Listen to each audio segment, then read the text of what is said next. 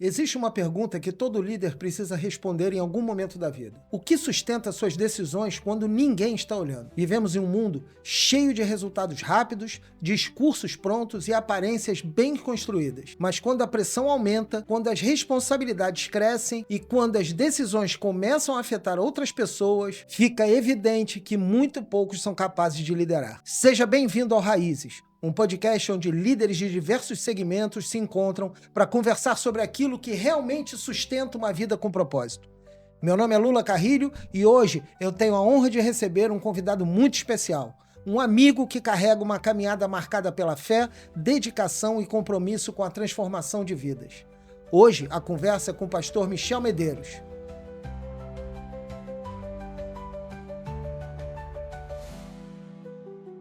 Meu irmão, é um grande prazer estar com você aqui.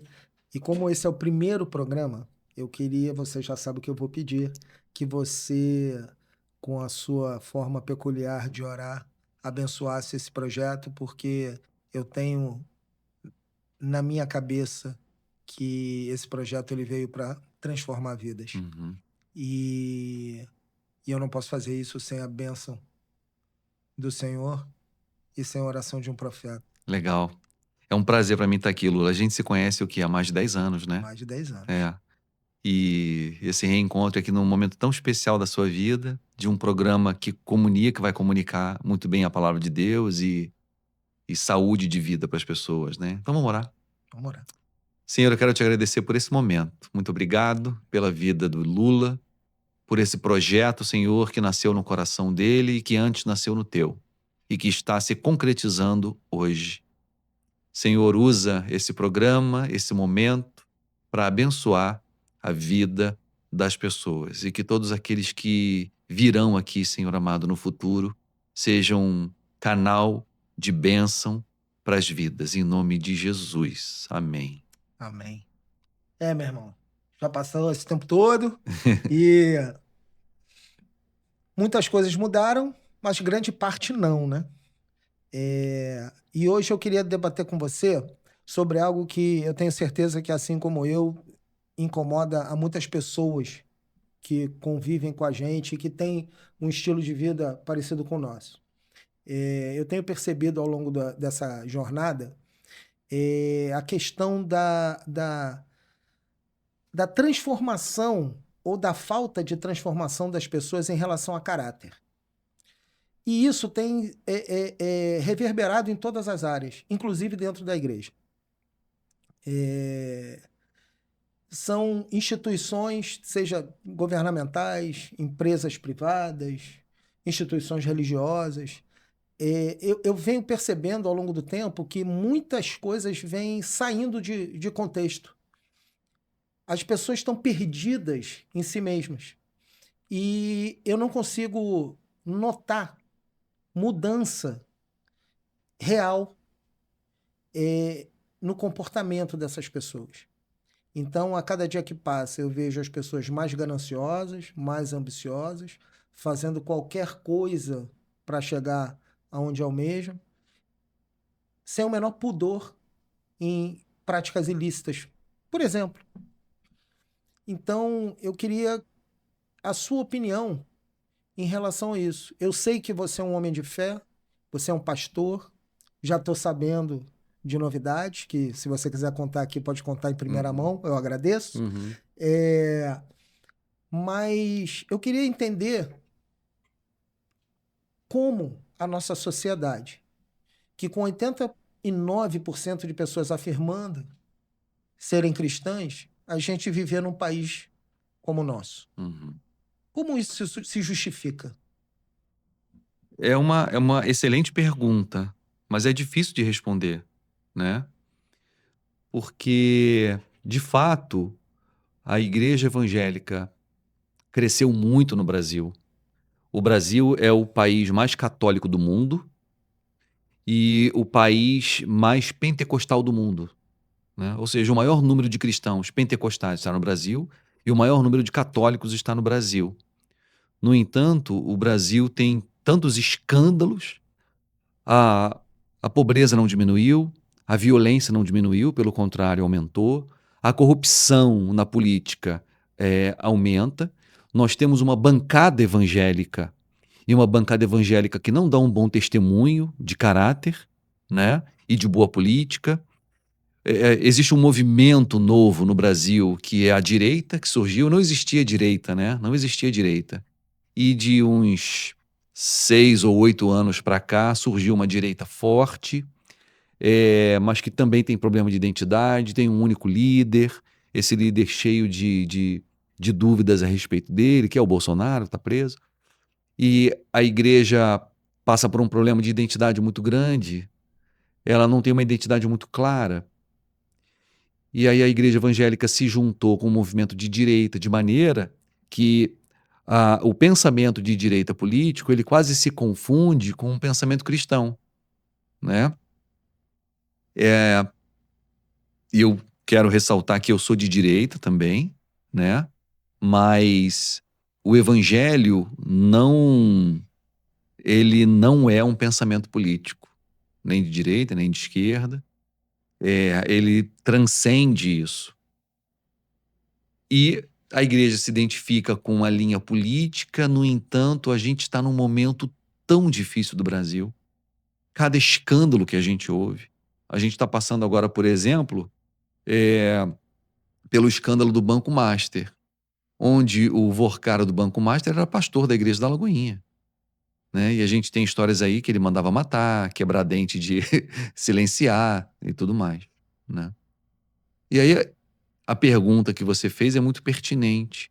Que evangelho é esse que define a pessoa como discípulo de Jesus, mas não muda a vida dela, não muda o caráter, né?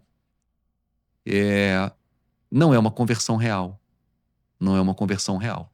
A gente passa, então, por um fenômeno social religioso, onde o Brasil se torna religiosamente evangélico, né? A própria Igreja Católica está passando por um despertamento, né? Eu tenho visto muitos católicos inteligentes, bons, se pronunciando.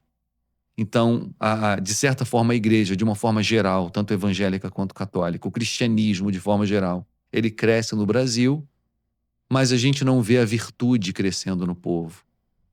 Ou seja, a única resposta que eu tenho para isso é que essas pessoas não estão passando por uma experiência real de conversão.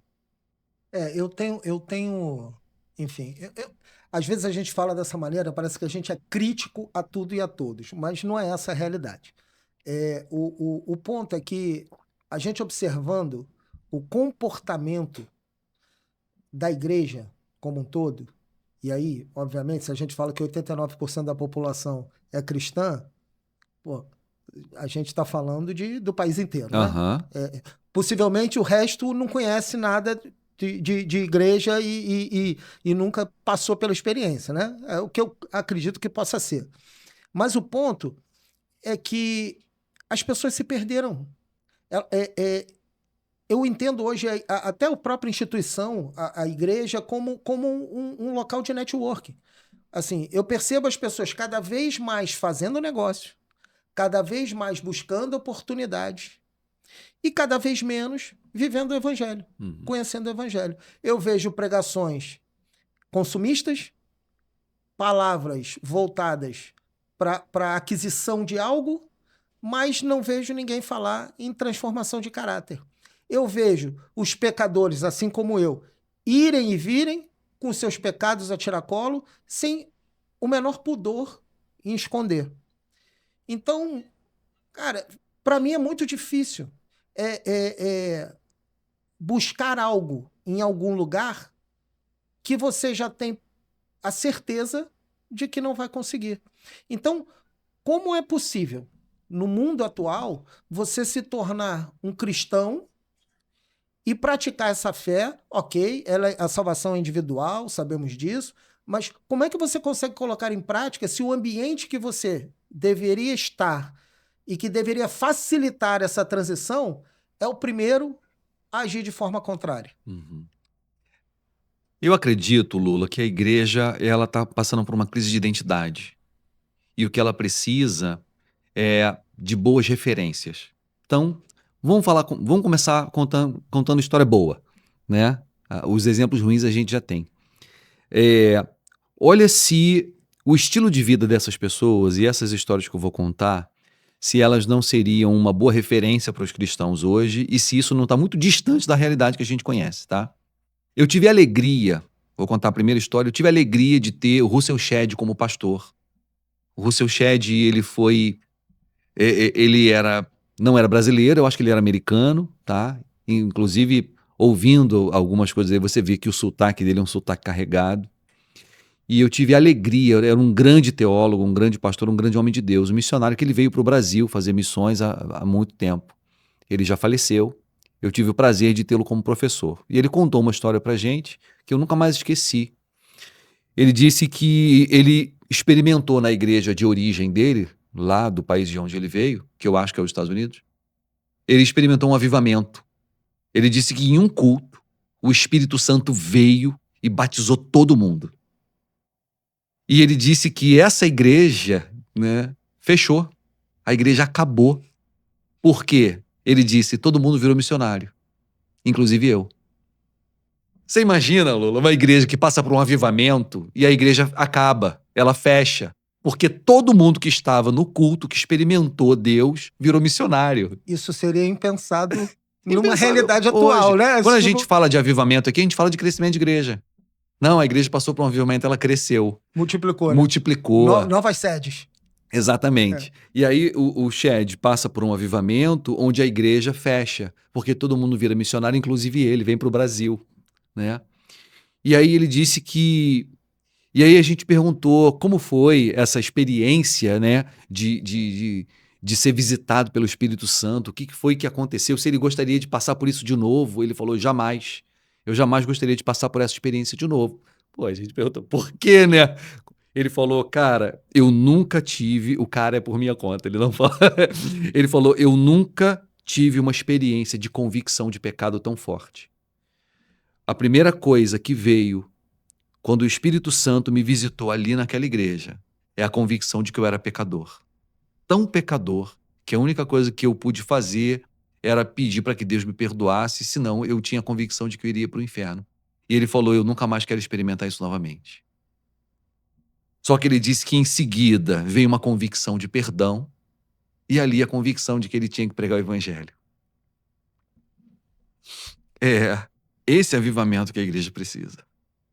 A gente precisa de convicção de pecado, seguido de convicção de perdão, de amor, que muda tanto a nossa vida que a gente ganha solidariedade pela raça e diz, agora eu vou pregar para os perdidos.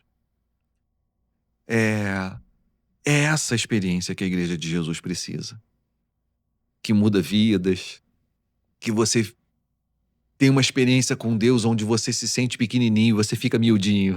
Sim. Né? Ao mesmo tempo, ele não vem para te oprimir, ele vem para te dar convicção de perdão e você sai. E você diz, agora, de agora em diante eu vou pregar o evangelho. E você quer viver para isso. Onde tudo mais perde a importância. Você não quer ter um relógio de 100 mil reais, você não quer ter um Rolex, né? Que parece que agora é a grande cachaça dos pastores, né? É Sim. conseguir ter um relógio de mais de 100 mil no pulso. Cara, eu lembro que há anos atrás eu vi o filme A Lista de Schindler, que é uma história verídica. Schindler, um empresário, durante a guerra, né, ele foi para a Alemanha porque ele viu ali uma oportunidade de ganhar dinheiro. Ele iria usar os judeus escravizados ali no campo de concentração como mão de obra gratuita para a empresa dele. E ele criou uma empresa de fabricação de panelas, se eu não me engano, de armamento, alguma coisa assim que ia servir à guerra. E ele tinha mão de obra de graça. Ele comprava os judeus do comandante daquele, né, do militar comandante daquele campo de concentração. Ele tinha mão de obra de graça. O problema é que ele passou por uma experiência de conversão no processo. E aí ele descobriu que comprar escravos para a fábrica dele salvava esses judeus da morte, porque não podiam matar os funcionários do Schindler, né? Ele comprou a mão de obra dele. E aí todo mundo queria trabalhar para ele, todo mundo queria trabalhar para ele. É isso que Cristo faz com a gente. Ele compra a gente como escravo, e os escravos de Cristo são, na verdade, livres, né? Os libertos.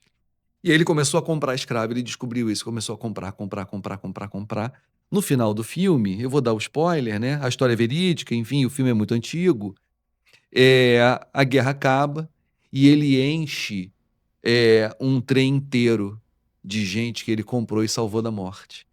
E aí ele olha para o terno dele e diz, ele começa a entrar em crise, ele diz, meu Deus, esse terno eu comprava 2 vidas, esse relógio eu comprava 5 vidas, esse carro eu comprava 10 vidas, né? Então ele começa a transformar os bens que sobraram em vidas, né? Em converter. É dessa conversão que a gente precisa. Quando eu olho para o meu dinheiro, para o meu patrimônio, e eu começo a converter isso em vida. E a gente faz o contrário, a igreja faz o contrário. Ela começa a arrecadar bem, crescer, passa por um avivamento e cresce. E aí os pastores começam a ganhar grandes salários e pensar em tênis de 9 mil, né? Em relógio de 100 mil, onde, na verdade, o dinheiro da igreja era para estar salvando vidas. A minha sobrinha foi ano passado fazer missões no Nepal. E ela é psicóloga, então ela foi dar um treinamento para um centro de recuperação, onde eles recebem crianças que foram vítimas de abuso sexual. E é muito comum e é cultural no Nepal, segundo a minha sobrinha que foi lá, que as crianças são vendidas como escravas sexuais. Com 7 anos de idade, as crianças têm que fazer uma cirurgia para reconstrução vaginal.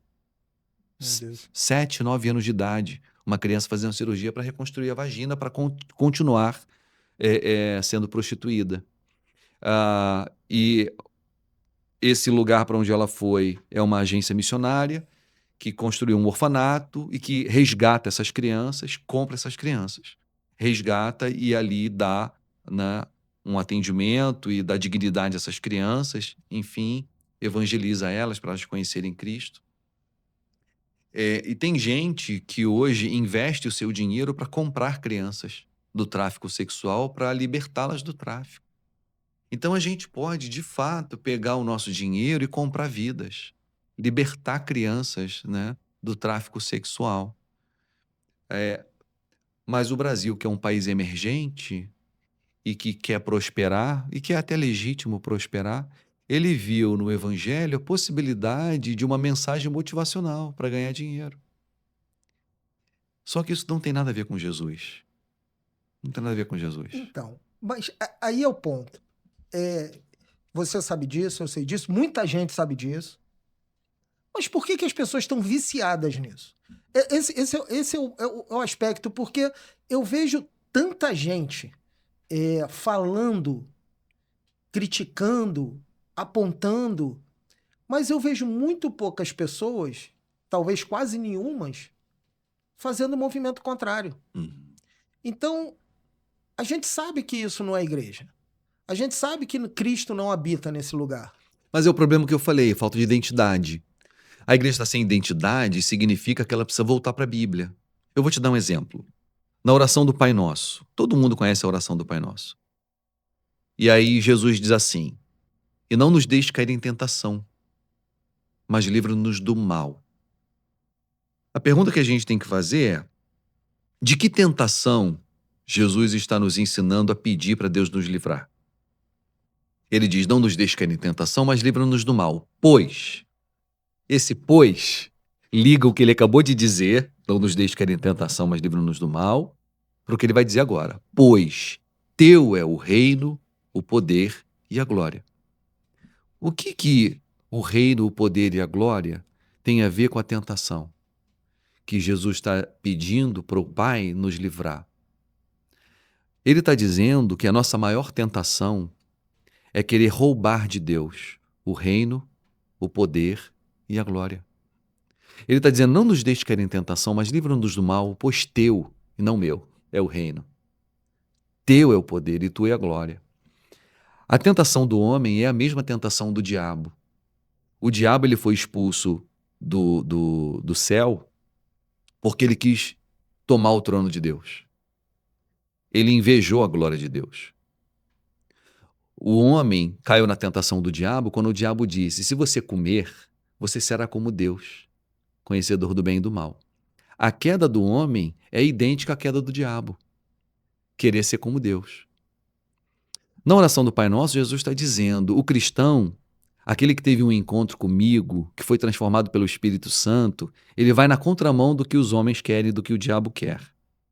A grande tentação é a gente, Lula, querer se utilizar da igreja, do poder do Espírito, da palavra, do carisma, para construir um reino nosso, sabe?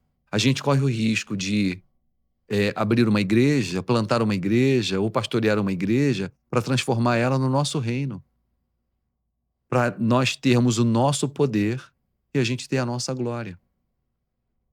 Jesus está dizendo que essa é a grande tentação da qual os filhos dele precisam fugir.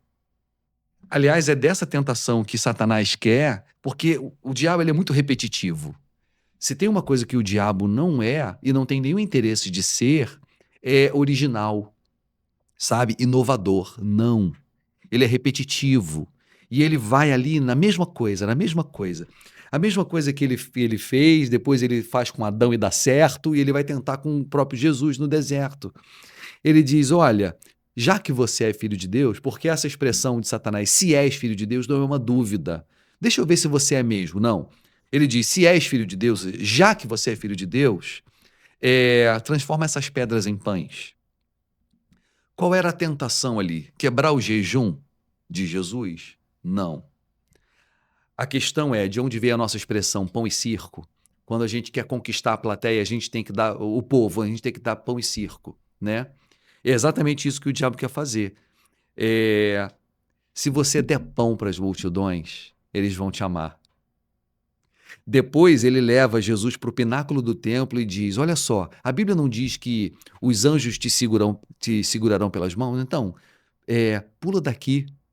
Qual era a intenção do diabo? Cara, você vai fazer uma descida espetacular do pináculo do templo para o meio do pátio. O povo entrando, você vai descer com os anjos segurando um à sua direita e um à sua esquerda. Pronto. Ele ofereceu o pão e agora o circo. O espetáculo. Cara, você vai ser o Deus dessa galera. Pão e circo. A tentação do diabo era que Jesus conquistasse os homens pelo espetáculo e pelo poder, não pela humilhação e pela cruz, né? Roubando de Deus o reino, o poder e a glória. E aí Jesus diz: não, de jeito nenhum. Na palavra de Deus diz: somente ao Senhor adorarás.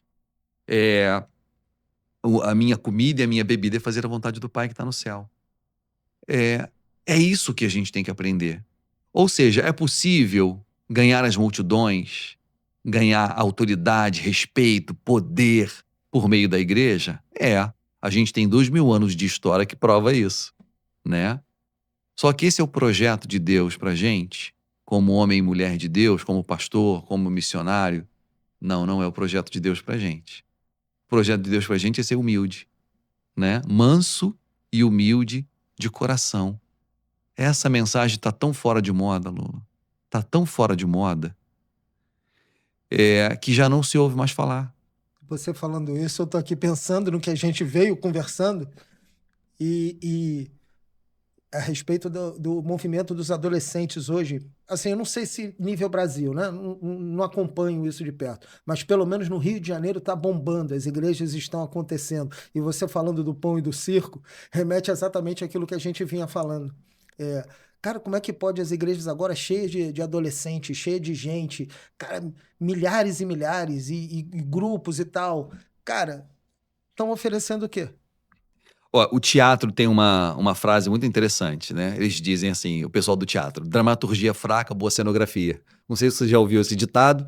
Dramaturgia fraca, boa cenografia. Quer dizer, quando o conteúdo da peça é fraco, a cenografia tem que ser boa, tem que ter iluminação, tem que ter fumaça, tem que ter boa fantasia. O meu pai falava isso quando a gente ia jogar futebol junto. Ele falava assim, ó, Toma cuidado na hora de ir do para o ímpar para escolher o jogador. Se o cara tiver muito bonito, ele não joga nada. Pega o cara que tá descalço. Era mais ou menos a mesma referência. Cara, assim, mas é uma realidade, porque, gente, virou um show. Literalmente, assim, e hoje em dia o que eu percebo é que já não existe nem mais pudor pra isso, né? Assim, tipo, agora já virou descarado mesmo. Virou show, virou mega evento, virou estrutura midiática absurda. São fogos. Assim, eu já vi de tudo, né? Gente descendo do teto, né? Pendurado na corda, fogos indoor, iluminação nem se fala, pô, aquele painel de LED com projeção absurda. Enfim, tudo bem. Mas o que ainda me incomoda é que, no meio de tudo isso, Jesus ficou aonde? Pois é. O Spurgeon, ele dizia o seguinte, que a gente corre o risco de, ao invés de pastorear ovelhas, acabar entretendo bodes. Uau. Então, se a igreja virar um lugar de entretenimento, a gente vai entreter os bodes, porque as ovelhas de verdade não querem ser entretidas, elas querem ser alimentadas, né? Então a gente tem que tomar cuidado para, ao invés de pastorear ovelhas, estar, na verdade, entretendo bodes. Eu entendo uma coisa, a igreja por muito tempo foi algumas, né? Não todas. Mas muitas vezes a igreja foi chata. Quantas vezes a gente entrou numa igreja e o culto era chato, desinteressante? Esse foi um grande problema, inclusive, da Igreja Católica. Sim. Que, né, vamos combinar, né? Aham. Missa em A latim. acústica é ruim, o padre é estrangeiro, né? A gente não entende o que o cara fala. Geralmente tá cheio de vinho, desde as 7 da manhã, não Né? aguenta ficar em pé. Ou seja, e aí, mas assim, quantas vezes, por quê? Existe uma coisa muito ruim. Martinho Lutero dizia, Martinho Lutero teve uma experiência muito interessante uma vez. Ele disse que ele teve um sonho. Ele disse que entrou numa igreja e viu um pastor pregando o evangelho perfeitamente. E ele disse que ele se aproximou para saber quem era esse grande pregador que estava pregando a verdade como ele nunca tinha ouvido antes. Ele disse que quando se aproximou, quem era? O diabo. E aí, no sonho, ele falou, ué, você, diabo, pregando a salvação pela graça mediante a fé em Cristo Jesus? Você ficou maluco? E aí diz que o diabo virou para ele e disse, ué, Lutero, você não sabia que nada endurece mais o coração dos homens do que a pregação do evangelho sem a unção do Espírito? Cara, durante muito tempo, a gente frequentou algumas igrejas que tinha pregação real do evangelho, só que sem a unção do Espírito. Chato, você se sentia de castigo sentado ali ouvindo aquele cara chato falando. Aí a gente chega à conclusão, Lula, de que a forma também importa, sabe? Imagina que você chama hoje um jovem morador da Barra, sei lá, do Leblon, a gente está falando aqui do contexto Rio de Janeiro, um garoto de 22 anos de idade, gosta de praia, gosta de, né, de balada e tal. Você chama um moleque para ir para a igreja, ele vai para a igreja, chega lá, toca umas músicas chatas, sobe um cara chato pregando, falando da palavra, o moleque vai dizer, cara, eu nunca mais volto aqui. É muito chato. Ou seja, a forma também importa, né? Porque nada endurece mais o coração de alguém do que a pregação do evangelho sem a unção do Espírito. E aí eu acho que a igreja, com medo de ser chata, ela se tornou um lugar muito legal, né? E eu acho que existe alguma legitimidade nisso. Só que a gente corre o risco de ser muito legal, né? Muito contemporâneo, conseguir falar a linguagem da galera. A gente conseguiu falar a linguagem da galera, porque durante muito tempo a igreja não soube falar a linguagem do seu tempo. Não soube. Então, por exemplo, tem uma igreja Assembleia de Deus no Leblon, chamado Igreja Assembleia de Deus Ministério Madureira. Assim, será que as pessoas que plantaram aquela igreja ali não sabem que quem mora no Leblon é extremamente bairrista? E que, inclusive, quem mora no Leblon não gosta muito de frequentar Botafogo, por exemplo, Ipanema, né? Porque quem mora no Leblon ama o Leblon, quer ficar no Leblon e tal. E que eles jamais, não gostam, por exemplo, de atravessar o túnel e vir para Barra. E são bairristas. E são extremamente preconceituosos também em relação a bairro, né? E aí você coloca uma igreja Assembleia de Deus, que já é um problema para a mentalidade do carioca da Zona Sul, uma igreja, né? E aí embaixo eles colocam Ministério Madureira. Um garoto, vamos continuar falando do garoto de 22 anos de idade, que nunca pisou numa igreja, que mora no Leblon, ele não tem ideia do que significa a palavra ministério associada à igreja. Para eles, ele só ouviu a palavra ministério associada à política, né? E Ministério Madureira. O que que uma igreja no Leblon está escrito Ministério Madureira? Olha a incapacidade que a igreja tinha de comunicar para a mentalidade contemporânea de quem não era cristão, né? Aquela placa só serve para quem é assembleiano raiz. Exatamente. Aquela igreja não quer evangelizar, ela não quer ganhar os moradores do Leblon, né? Pelo amor de Deus. Ela só quer expandir o território e mostrar, olha, fomos nós que fizemos, né? É. Ministério Madureira. A igreja aprendeu a comunicar. Eu acho que a igreja melhorou e ela aprendeu a comunicar com o pessoal desse tempo. E esse é um ganho. Agora, ela se perde quando o único ponto de contato que ela tem com a galera é a comunicação, né? Mas ela perde o conteúdo, ela não consegue comunicar o evangelho com uma linguagem contemporânea e acessível e interessante, né? Ela se perde, ela só fica com a linguagem. Aí você tem igreja que tem luz estroboscópica, que tem fumaça. Existe agora um movimento que eu acredito que seja de marketing, me corrija se eu estiver errado, de a igreja ela só abre na hora. E as pessoas não vão entrando para a igreja sentando no banco, não.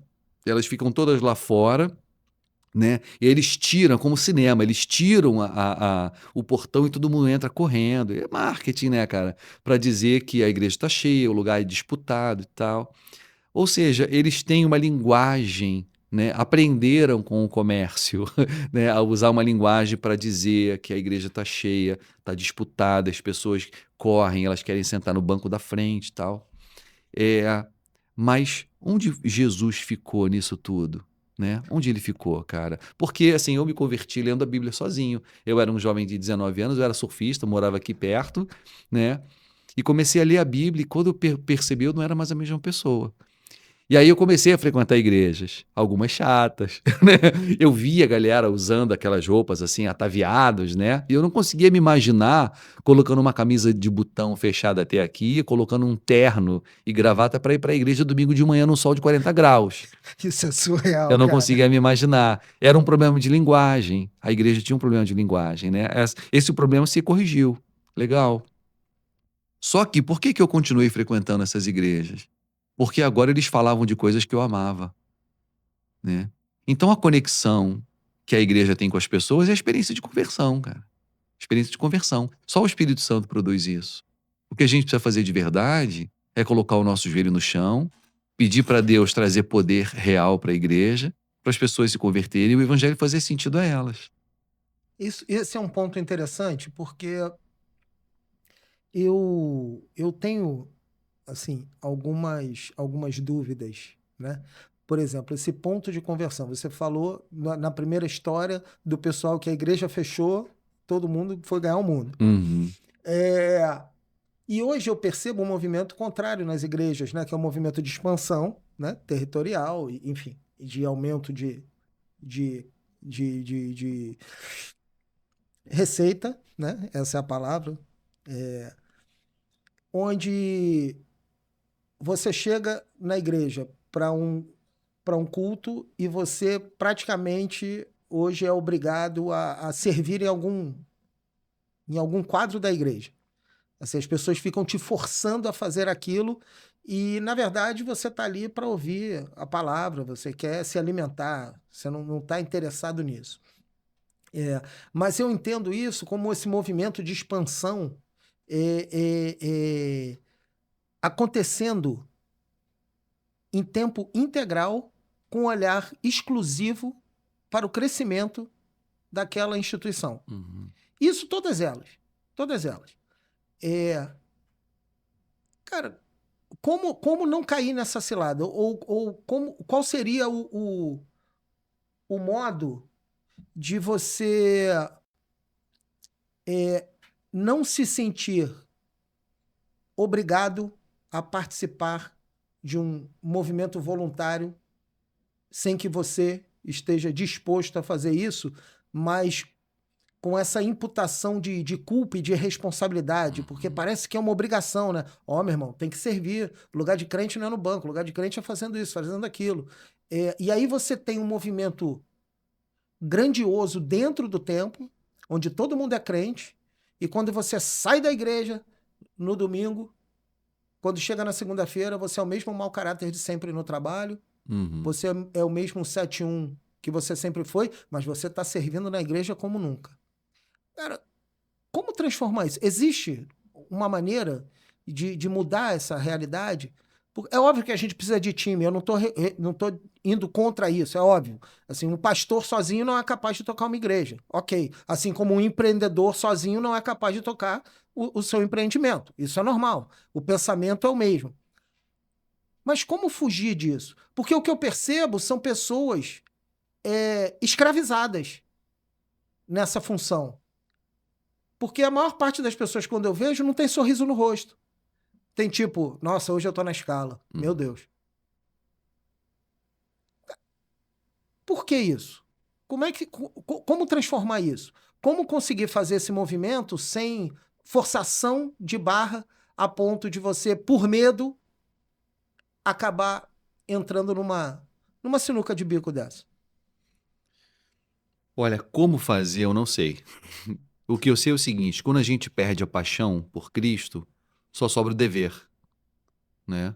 Tem um texto muito inspirador em Atos dos Apóstolos que Pedro e João foram presos, foram açoitados e foram soltos. E eles voltaram para casa, né? E diz o texto que eles vinham se regozijando e se alegrando por terem sido achados dignos de sofrerem por causa do nome de Jesus. Jesus tinha anunciado que os filhos dele passariam por isso. E quando eles passam, eles ficam felicíssimos. Né? Foram presos injustamente, tomaram uma surra, estão voltando para casa todo arrebentado, mas felizes. Eles têm paixão, eles estão servindo a Jesus.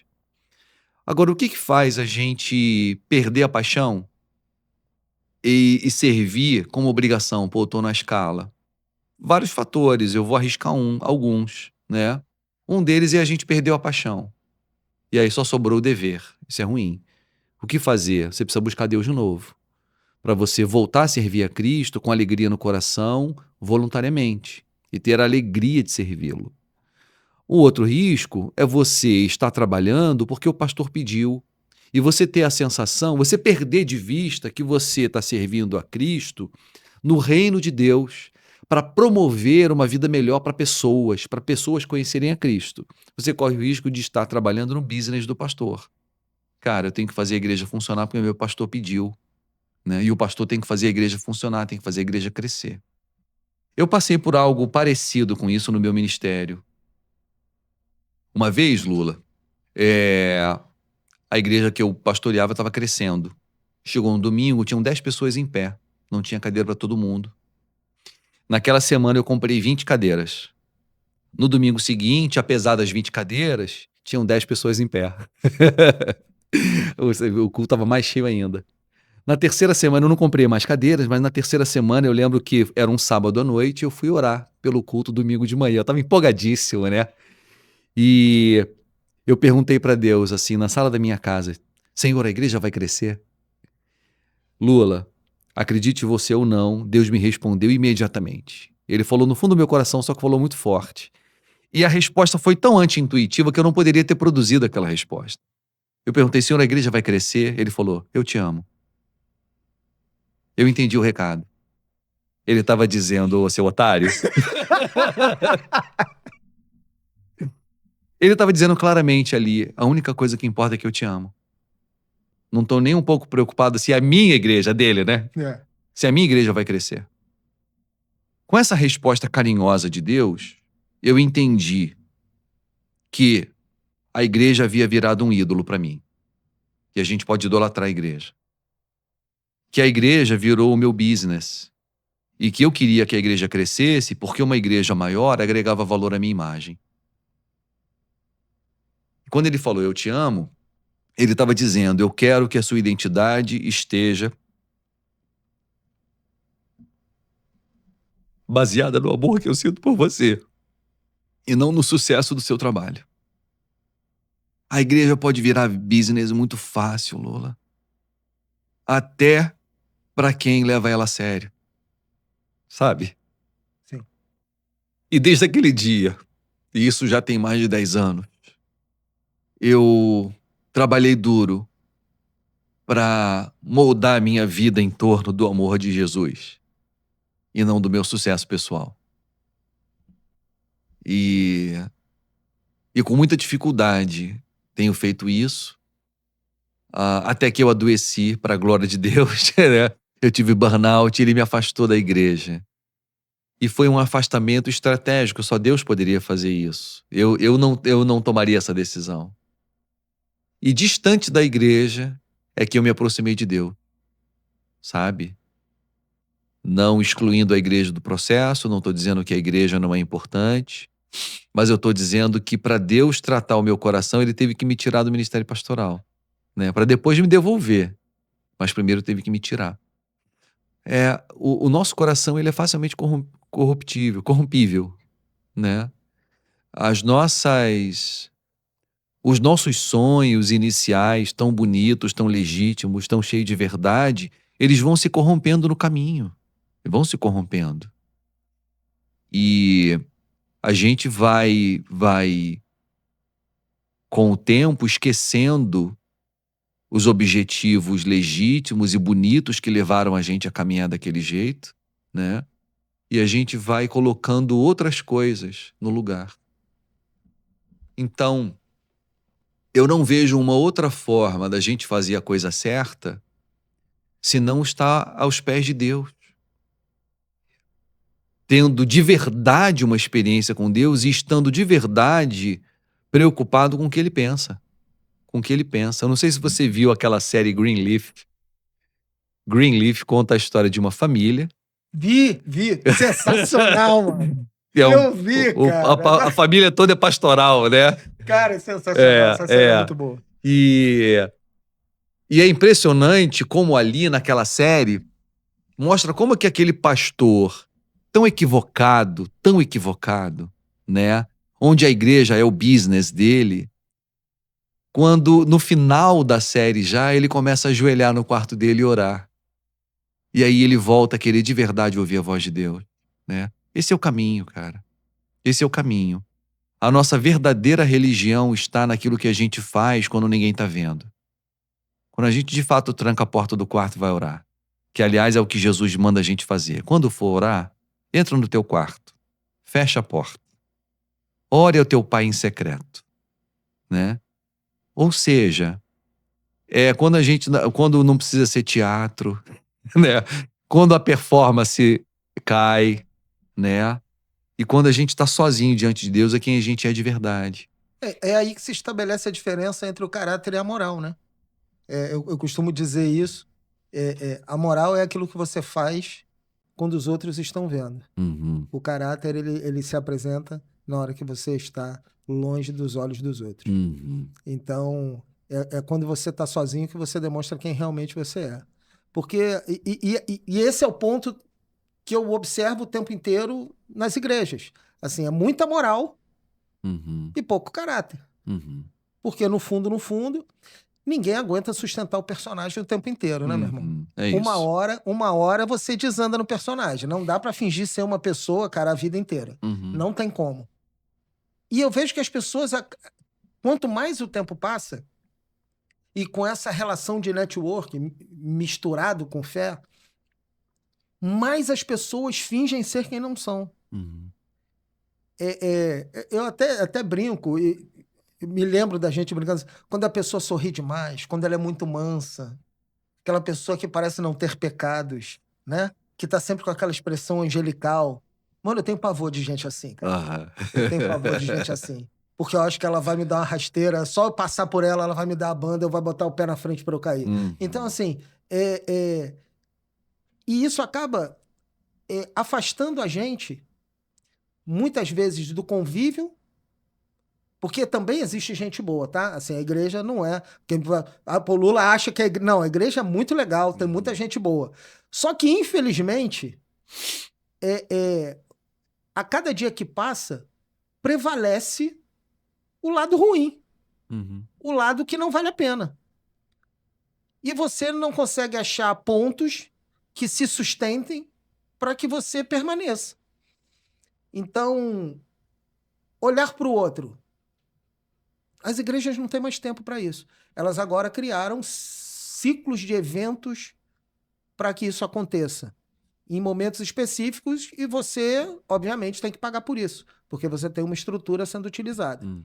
Então você tem encontro da família, encontro dos homens, encontro das mulheres, encontro de adolescente, cura espiritual, né? Retiro disso, retiro daquilo, retiro...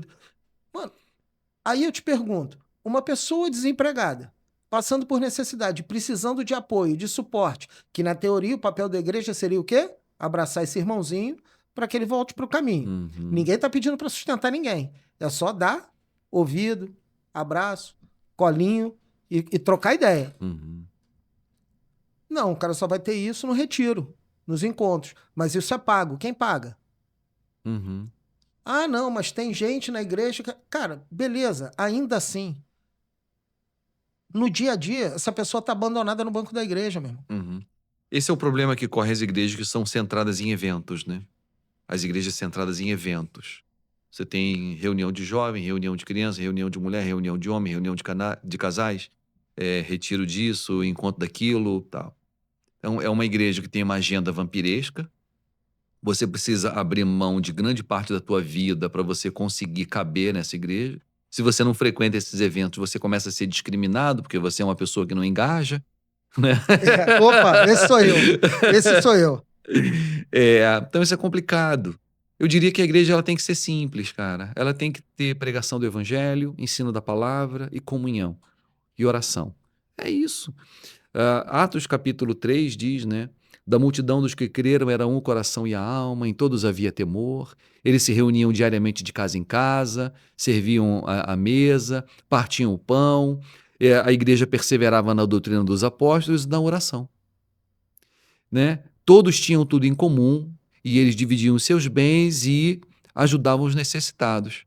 É uma igreja simples, cara, e poderosa. Foi essa igreja que cresceu e mudou o mundo. O Ocidente hoje 2000 anos depois é cristão e a gente está falando de Cristo até hoje, porque a igreja do primeiro século fez isso. Perseverava na doutrina dos apóstolos, ou seja, é uma igreja que tem doutrina, ensino da palavra, né? Na oração e na comunhão. Partiam pão de casa em casa, que é a comunhão, né? E dividiam seus bens entre todos de maneira que ninguém tinha necessidade. Simplicidade, cara. Simplicidade. E era uma igreja cheia do Espírito Santo, né? Ou seja, a gente precisa voltar às origens da palavra de Deus. E você acredita que isso é possível? Óbvio. Essa é a igreja de Cristo. Isso aconteceu no passado. Isso aconteceu com os apóstolos. Eles eram homens equivocados igual a gente, né? Mas foram direcionados pelo Espírito Santo. A igreja só chegou onde chegou hoje, 2000 anos depois, porque o Espírito Santo sempre redirecionou ela para a palavra. Sempre, né? A igreja, quando retorna às suas bases, doutrina, oração, comunhão e generosidade, ela passa por um avivamento. Isso já é o próprio avivamento. Então, eu acredito na igreja de Jesus. E existem muitas igrejas boas hoje, Lula. Eu receio de que, nessa nossa conversa, pareça que a gente está fazendo uma crítica à igreja de forma totalitária e que não tem igreja que presta. Não é verdade. Não é verdade, né? Eu amo a igreja de Jesus. Aliás, os meus melhores amigos, ao longo de 30 anos de vida cristã, são cristãos. Eu estou na igreja há 30 anos, né? Seja como pastor, seja como membro, e eu não estou fazendo uma crítica à igreja de Jesus, pelo contrário.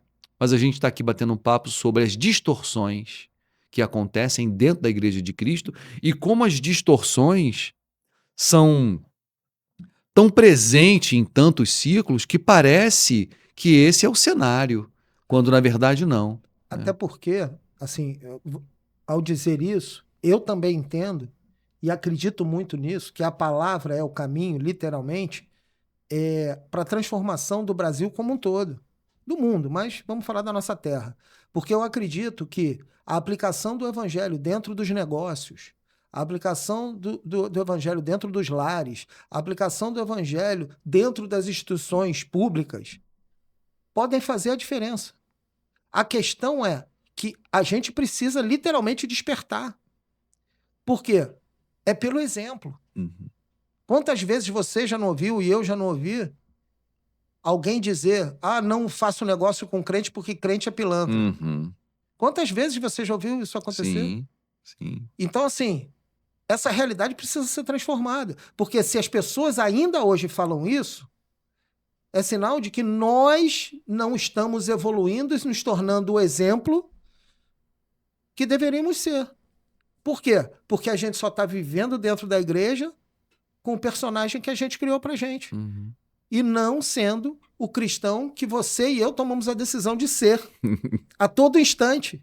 Ou seja, eu ainda diria para você com muita ousadia, é melhor não ser crente na igreja e ser na rua. Uhum. Eu prefiro chegar sofrendo, cheio de pecado e mostrando tudo que eu não tenho dentro da igreja, que teoricamente é o meu local de cura, de transformação, o local que eu deveria me fortalecer, e ser aquele testemunho forte do lado de fora, para que as pessoas observassem e falassem: esse cara é firme, esse cara tem o caráter, os valores dele são estabelecidos e ele não muda. Esquece, com dinheiro ou sem dinheiro, feio, bonito, gordo, magro, o cara é a mesma pessoa. Eu acho que é isso que faz a gente se tornar quem a gente escolheu ser, porque isso é uma escolha. Uhum. Ninguém obrigou a gente a aceitar Cristo, ninguém obrigou a gente a se tornar cristão, ninguém obrigou a gente a estudar a palavra, ninguém te obrigou a se tornar pastor. Uhum. Isso tudo é uma coisa que nasceu dentro de você ao longo da sua caminhada. Ninguém me pediu para escrever e eu comecei a escrever porque eu senti que eu tinha que fazer isso. Então, eu acho que o grande desafio do cristão é abandonar as máscaras e se tornar realmente aquilo que ele precisa ser. E com isso, eu queria que você falasse para mim como está a sua vida ministerial. O que você tem feito? Como é que anda sua... Eu não posso chamar de carreira. Não, posso chamar de carreira se a gente pensar em caminhada, né? Uhum. Então, como é que anda isso e por onde você está e como as pessoas te encontram para acompanhar você? Então, hoje eu estou pastoreando a igreja presbiteriana Livres, que fica na Tijuca. A Tijuca é grande, né? Na verdade, ali não é bem Tijuca, é Andaraí, é meio Andaraí, meio Na divisa, Maracanã. né? É na divisa ali. Na Rua Goiânia, número 36. Fica do ladinho da quadra do Salgueiro. Então, eu tô ali há 4 anos, pastoreando junto com o pastor Alex. E esse ano eu comecei o projeto de plantação de igreja. Eu tô plantando uma igreja presbiteriana aqui na Barra.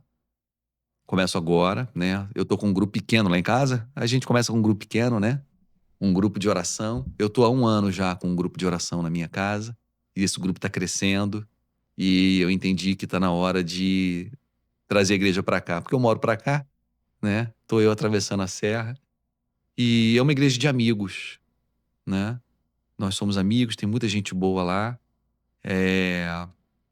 Então eu tô começando um trabalho de plantação de igreja. Tô falando de primeira mão aqui. Opa, Tá saindo do forno a ideia. que bom. Que bom. Irmão, assim, eu quero te agradecer. Esse momento foi inspirador, como sempre é. Nós conversamos antes. Eu queria falar mais, mas a gente vai ter uma outra oportunidade. Diferente do que você imagina.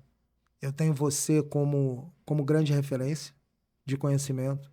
Acho você um excelente pregador, um estudioso acima da média e, principalmente, um cara dedicado a fazer o que muitas pessoas não querem fazer. E isso, para mim, tem muito valor. Eu te desejo sorte nessa nova empreitada. Conta comigo no que eu puder ajudar. E espero que você volte mais vezes, porque a gente sabe que esse papo nunca se encerra. Uhum. E quero que você saiba que eu sei exatamente o que você passou no seu momento de burnout. Passamos praticamente junto as nossas angústias. E é muito bom saber que você está de volta, que você retomou o caminho.